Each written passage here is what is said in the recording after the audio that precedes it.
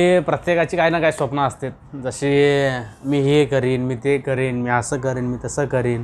पण हे सगळं करत असताना काही माणसं आपल्या आजूबाजूला अशी बी असतात की त्यांची स्वप्न का असेच माहिती आहे का, ही व्यक्ती पुढं जाते, हिला मागं कसं आणता येईल, यांना पुढं जाऊ नये, शेणातल्या किड्यावर तिथल्या तिथं सडून मरावं, अशी त्यांची महत्त्वाकांक्षा असते. भले त्यांच्या घरात खायला अन्न नसू नये, काही फरक पडत नाही त्यांना, फक्त त्यांचं स्वप्न पूर्ण झाले त्यांना बघायचं असते. मग ही अशी माणसं जर तुम्हाला कळली का नाही की बाबा ही व्यक्ती आपल्या विरुद्ध आहे, त्या व्यक्तीचा संपर्क तर तोडायचाच. परत ती व्यक्ती कितीही त्रास अडचणी निर्माण करू दे, त्या व्यक्तीला उलट उत्तर द्यायचं नाही.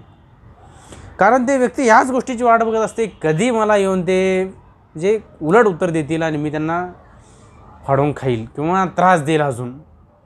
कारण हे मूर्खाच्या नादी लागून मूर्ख बनणं म्हणजे मूर्खपणाचंच लक्षण आहे. फक्त आपलं काम भलं आणि आपण भलं.